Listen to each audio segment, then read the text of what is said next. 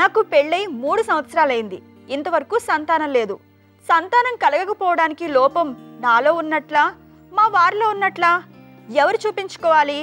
నా మట్టుకు నేను ఆల్ రైట్ అని అనుకుంటూ ఉంటాను.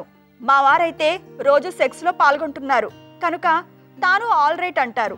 మరెందుకని కడుపు రావట్లేదు? సలహా ఇవ్వండి అంటూ అడుగుతున్నారు. సంతానం కలగకపోవడానికి లోపాలు అటు స్త్రీలు ఉండొచ్చు, ఇటు పురుషులు ఉండొచ్చు, ఏ ఒక్కళ్ళనే ఉండొచ్చు, లేదా ఇద్దరిలోనే ఉండొచ్చు.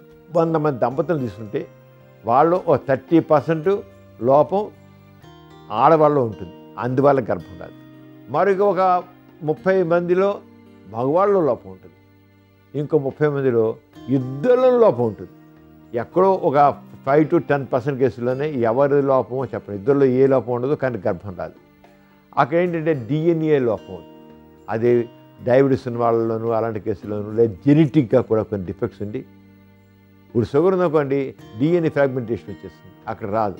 అలా కొన్ని మనం మామూలుగా మనం చెప్పలేం, అన్నీ బాగున్నట్లు ఉంటాయి కానీ కొన్ని DNA లోపంలో వాటిలో అలా చిన్నపాటి లోపం పైకి తేలిక చెప్పలేము, ఆ లోపాల వల్ల గర్భం.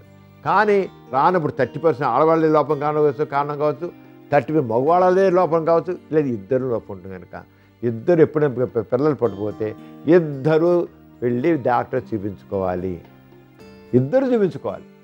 ఎందుకంటే ఒకసారి ఆడవాళ్ళు ఒకసారి మగవాళ్ళు ఏంటి ఒక్కసారి వెళ్ళిపోయి అప్పుడు చేసుకోవడం, ఒక్కళ్ళలో ఉందా ఇద్దరిలో ఉందా, ఇద్దరిలో అంటే ఇద్దరు చేయించుకుంటే అప్పుడు చేరు. అంచేత ఈజీగా 90% కేసుల్లో మనం ఈజీగా దాన్ని పరిష్కరించవచ్చు, చాలా ఈజీగా. పిల్లలు పట్టకపోవడం అనేది లేదు, సంథింగ్ మోడర్న్ టెక్నాలజీ ఈ ఇన్ఫెర్టిలిటీ విషయంలో చాలా అడ్వాన్స్ అయ్యింది. ఏ రకంగా గర్భం వచ్చేది చేయొచ్చు, మెనోపాజ్ చేసేలోనే గర్భం వచ్చేది చేసే స్థితి ఉంటుంది. అంచేత అంత అడ్వాన్స్ అయింది కనుక ఇన్ఫెర్టిలిటీకి సంబంధించింది. అంచేత డాక్టర్ చూపించుకుంటే ఏదైనా తెలుస్తుంది, దాని ప్రకారం చేయవచ్చు. చూశారు కదండి ఇవాల్టి సుఖజీవనం కార్యక్రమం. మీకు కూడా లైంగిక సమస్యలు కానీ సంతానలేమి సమస్యలు ఏమైనా ఉంటే మీ సమస్యలను వాట్సాప్ ద్వారా పంపొచ్చు.